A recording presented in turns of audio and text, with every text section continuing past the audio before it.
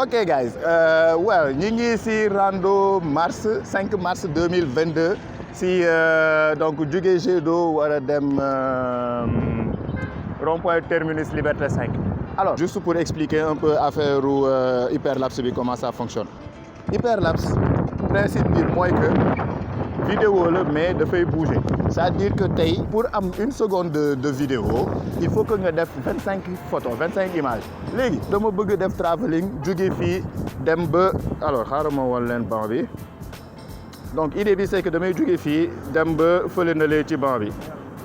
Bon je zoome parce que voilà mooy loolu mais c'est pas ça le délire. Mais alors donc idée bi c'est que damay jóge fii dem ba si banc bi.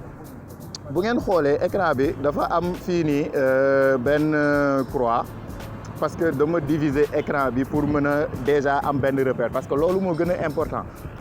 Bu fekkee da ngay déplacer wu si environnement bi si géographiquement pour def hyperlapse li gën a important mooy que da ngay am benn point de repère. Léegi point de repère bi foofu ngay teg sa point de repère comme biir yi fii. Donc je retourne là, je reviens vers le truc et donc point de repère bi mi ngi nële ci banc bi. Et à partir du banc en fait lan ngay def mooy que da ngay armer sa décor, armer li ngay armer et après à partir de foofu nag nga commencer di photo di dem di photo di dem. Léegi après bu ma paree ñu dem si banc de montage bi pour xool un peu comment ça se passe. Ok donc on y va. Alors ana sama banc bi étoile bi mooy repère bi et donc première photo j'avance deux pas hein, je prends la deuxième photo j'avance d'un autre pas ma jël beneen photo bi ma avancé waat beneen pas jël beneen photo bi. Lii éventuellement tamit la meilleure option ce serait que photo bi pas yi régulier. Bon boo tegoon benn centimètre nga mesurer et cetera moo gën a kii mais bu fekkee ne mën nga xool à peu près yow say pas nu muy demee et cetera c'est encore mieux. Léegi de toute façon man maa ngi avancer di dem xam nga di avancer di dem ba keroog may am li ma soxla. On y est. Voilà. Alors donc egsi naa ba ci banc bi njàpp naa léegi nag After Effects ñu def montage bi après ñu expliquer ko in the details. Back to the computer, you fire up After Effects. It might take some time. Or I might restart stuff because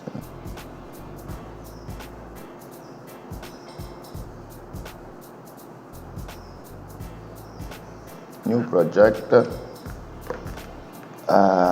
Ok so ñun fii li ñu intéressé c'est juste timelapse donc lu ñuy importer donc en principe il t'affiche directement importer image séquence parce que bon il reconnaît automatiquement parce que chiffrage bi numérotage ou affaire yi import. Now a new come from selection.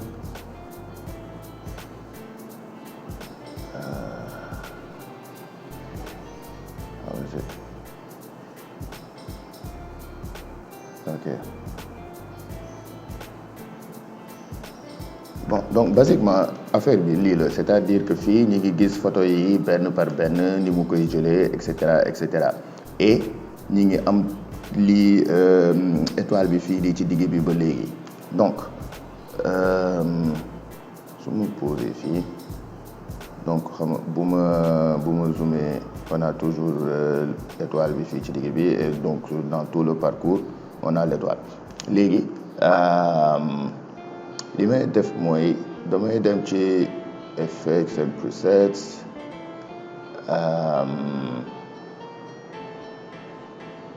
xool stab mais attends dafa ndànk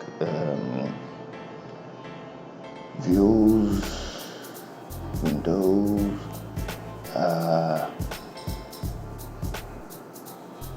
tracker. Yeah. So here is the tracker. Mën naa cliquer directement ci warp stabilizer. Donc bu ma cliquer moom directement dafay dem appliquer ji ko avec ay paramètres par défaut. Et on attend.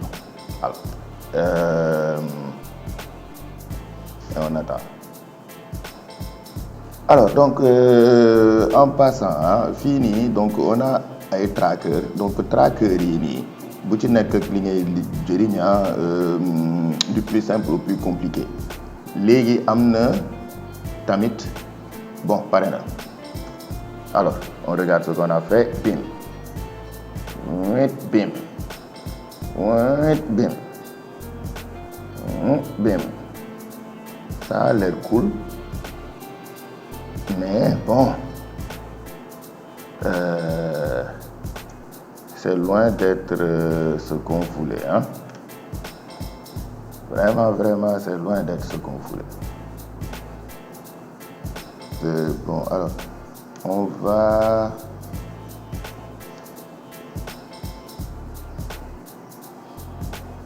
stabiliser ça.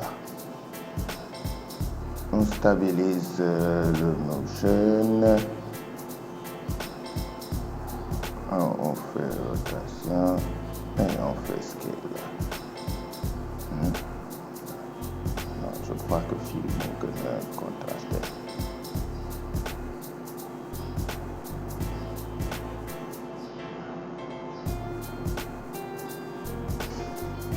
Voilà, on essaye de suivre. Donc, si je fais next.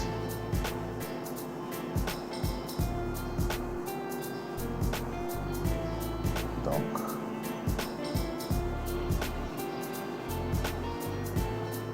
je ramène et je ramène là.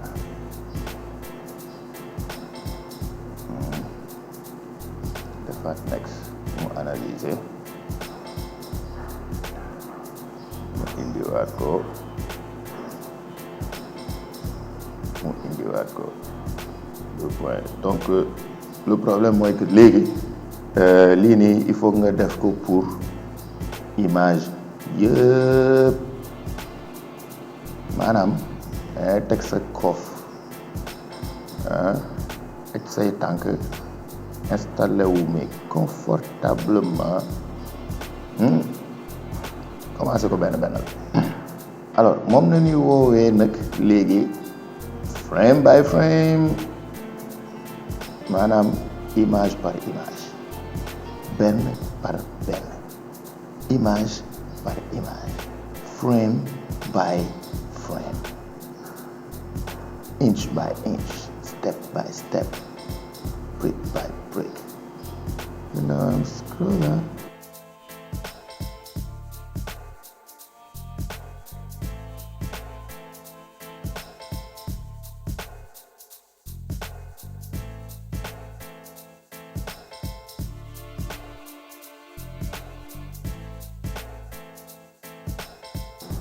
Bon, ouf, enfin, ñu ngi ci last frame ya. C'était chiant. Comme c'était chiant.